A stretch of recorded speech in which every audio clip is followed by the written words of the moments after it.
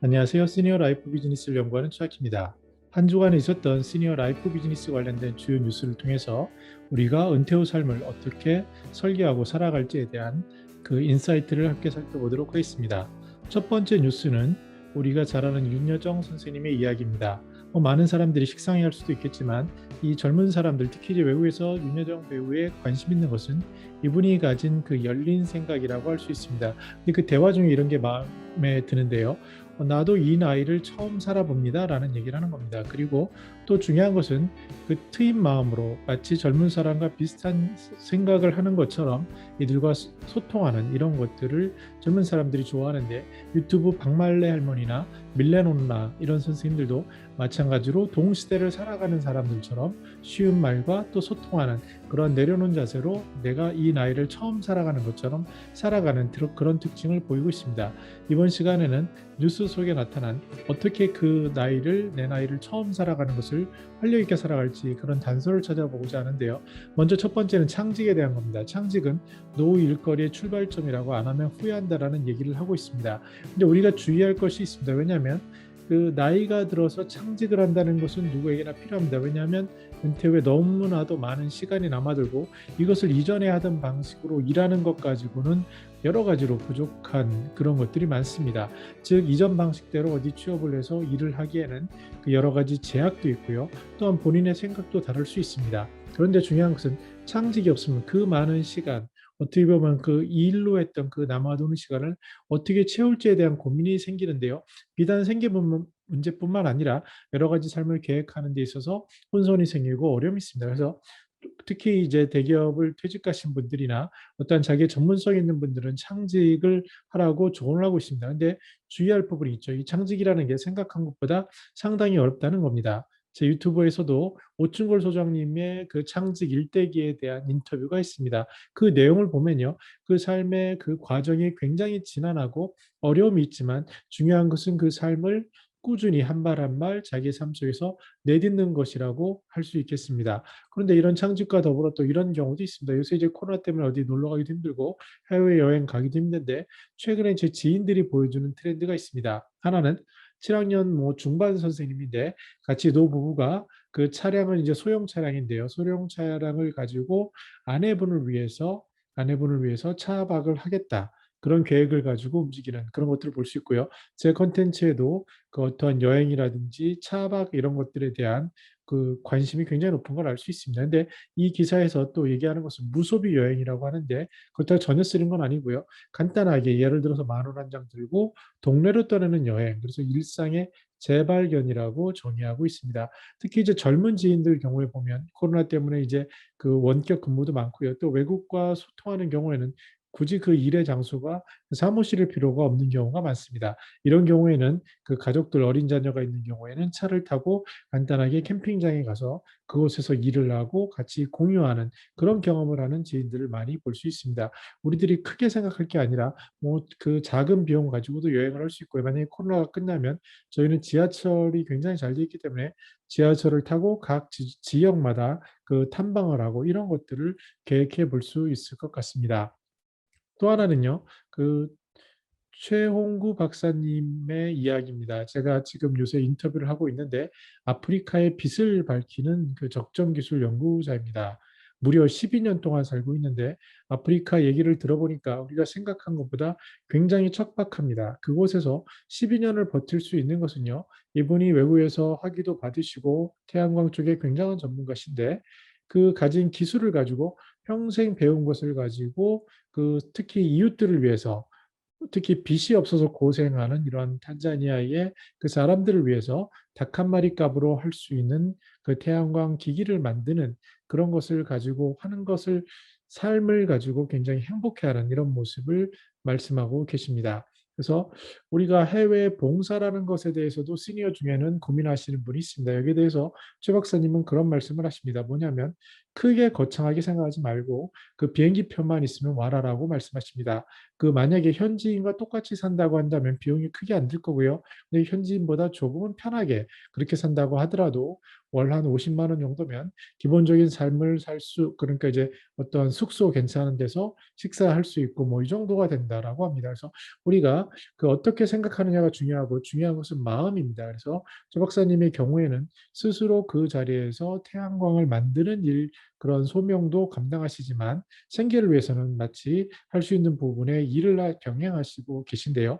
마치 이제 성경에 나오는 그러한 위인들이 일도 하고 자기의 선교도 하는 이런 모습과 그 겹치는 이런 부분이 있습니다. 중요한 것은 봉사한다는 것, 특히 해외 봉사한다는 것은 생각만 있는 경우가 많은데 그냥 현지에 가서 있으면 우리나라에서 교육을 받고 경험하신 시니어라면 그 이상의 어떤 전문성을 가지고 있는 확률이 높습니다. 그래서 이것을 세계에 기여할 수 있는 부분은 현지에 너무나도 많기 때문에 일단 그런 뜻이 있는 분들은 한번 와서 현지에 같이 눈높이에서 생활해 보라고 그 조언하고 계십니다. 이런 것들을 하기 위해서 시대가 어떤지를 알아야 하는 것이 중요해 보입니다.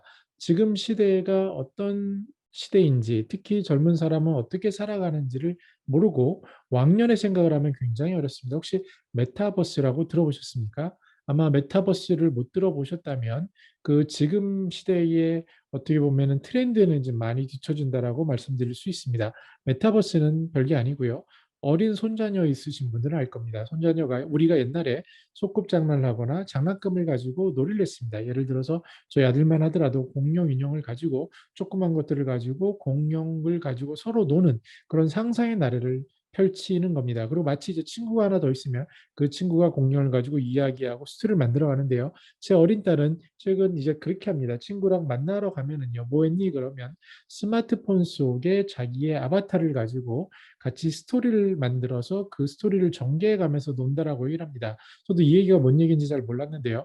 이런 메타버스라는 것은 어떤 가상 세계의 자기의 아바타가 그 가상 세계의 동선을 움직이는 겁니다. 그래서 그 속에서 예를 들어서 BTS 공연을 보겠다 그러면은 BTS가 있는 그 공연장까지 아바타가 가서 그곳에서 결제를 하거나 하는 방식으로 BTS 공연에 참여하는 그런 가상 세계라고 말씀드릴 수 있겠습니다. 마치 우리가 어렸을 때 장난감 흙을 가지고 놀거나 아니면 장난감을 가지고 놀고 이러한 상상의 나래를 편 것을 이러한 핸드폰이라든지 스마트폰이라든지 컴퓨터 안에서 디지털 안에서 이루어지는 것이라고 할 수 있고요. 또 사진에서 보다시피 이렇게 VR, AR처럼 가상 증강현실로 볼 수도 있다라는 점에서 틀릴 수 있고 이런 것은 앞으로 굉장히 발달할 겁니다. 중요한 포인트는 뭐냐면 우리가 얘기를 나누고 싶은 10대, 20세는 이 세대에 이미 푹 빠져 있기 때문에 우리가 생각하는 방식으로 접근할 수 없다는 겁니다. 요새 저도 일을 하면서 놀라는 건데요. 그 젊은 분들은 그 대화, 전화하는 것을 굉장히 꺼려한다고 합니다. 우리 시니어들은 자세히 만나서 대면으로 얘기하고 상담하는 걸 좋아하는 성향이 있지 않습니까? 그런데 젊은 사람들은 간단하게 의견을 회사 일의 경우에 그 단서, 문자라든지 이메일이라든지 이런 단답형으로 그 속의 모든 것을 해결하여 나가는 시대를 살아가는 어떤 지혜를 엿볼 수 있습니다. 이것이 좋고 나쁘고 옳고 그르고의 문제가 아닙니다. 중요한 것은 이 시대를 구성하는 우리가 소통해야 할 같이 살아갈 사람들은 이런 세계에 있기 때문에 시니어들이 이 세계를 이해해야 한다는 것이고요. 맨 처음에 말씀드린 윤여동 배우라든지 이런 분들이 젊은 사람들이 소통할 수 있는 좋게 편하게 생각하는 이유는 바로 내가 왕년이라는 것도 없고요. 어험하는 것도 물론 없고요. 여기에 같은 눈높이로 나도 이 나이는 처음이고 이런 세상은 처음 살아봐라는 자세로 듣고 이야기하는 것이라고 말씀드릴 수 있겠습니다. 그러려면 배우는 게 중요한데요. 그 국립중앙도서관에서 1인 미디어 아카데미 과정을 한다고 합니다. 이런 것들 아마 찾아보면은 주변에 많이 있습니다. 특히 이제 무료입니다. 저 같은 경우도 작년에 서울시 50 플러스 재단에서 좋은 기회를 줘서 유튜브 양성 과정을 했는데 그걸 통해서 제가 이렇게 뭐 줌도 생각할 수 있고 조금 그래도 전보다는 나아진 그런 퀄리티를 만들 수 있었는데요. 시니어들도 한번 이런 것을 도전해 보기 바라고요. 특히 북투벼라는 건 뭐냐면 책을 정리해서 이해하는 겁니다. 그래서 제가 만나는 시마다 이런 얘기를 합니다. 선생님은 굉장한 연륜과 경륜이 있기 때문에 그날 단상이나 그날 생각을 젊은 사람에게 알려주면 어떻겠습니까? 라고 얘기를 합니다.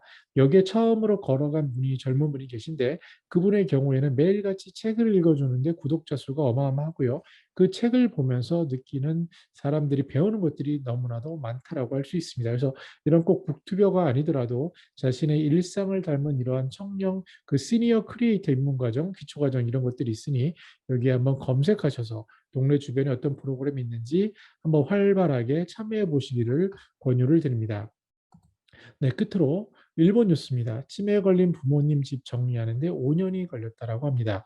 근데 이 경우에는 부모님을 굉장히 사랑하는 거고요. 특히 부모님의 하나하나 기록 하나하나를 정리하면서 그 추억을 돌이키는 그런 선 기능이 있습니다. 근데 이 부모님 입장에서는 치매에 걸리셨기 때문에 이런 생각을 못 하신 거죠. 치매 확률이 유병률이 65세 이상으로 약 현재 10% 정도 되시는데요.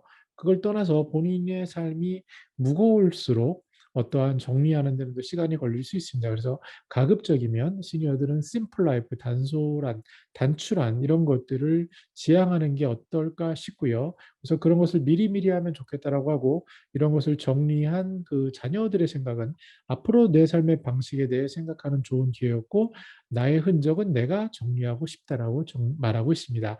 즉 시니어들이 된다는 것은요. 앞으로 65세가 넘어가시거나 50세가 넘어가면 이제 인생의 절반 오지 않으셨습니까? 그러면 그 다음에 끝 지점을 생각하게 되는데 이때 들어오는 개념이 그 웰다잉이라는 것입니다.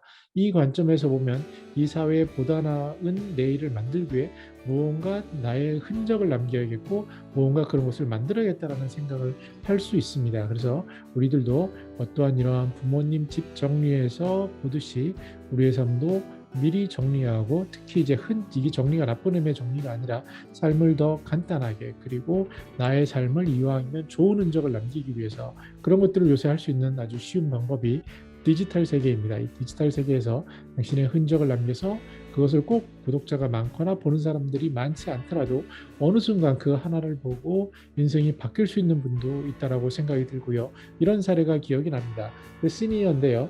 그 야구를 원래 워낙에 좋아하셨던 분이죠. 그래서 야구를 좋아하셔서 매일같이 그 하시는 일은 건물의 지하에서 저녁에 그 건물을 지키는 그런 역할이었습니다. 근데 남아도는 시간을 어떻게 했냐면 야구에 대한 기록과 분석에 대한 인사이트를 노트로 만들었고 이것을 뭐 20몇 권 만들어서 한번 책으로 팔아고 했더니 잘 팔린 겁니다. 이것이 결국은 그분이 어떤 구단의 유명한 어떤 코치까지 갈 수 있는 그런 기반이 되었습니다. 그걸 할 수 있는 우리는 충분한 시간을 가진 시니어들입니다. 그래서 오늘 살펴보신 것처럼 뉴스에서 나는 이렇게 나이 들고 싶다. 여기서 중요한 것은 새로운 도전 그리고 소통이었는데 그 도전이라는 것은 내 나이를 한 번도 살아보지 못했기 때문에 그 삶에 대해서 새로운 가능성을 가지고 살아가는 젊은 사람과 호흡하면서 내 방식대로 또 나의 흔적을 남기는 그런 방식으로 학습하고 또 즐기고 어울리고 이런 것들을 생각해 볼 수 있는 한 주간의 뉴스라고 할 수 있겠습니다. 네, 저는 더 나은 시니어 삶 공동체를 연구합니다. 감사합니다.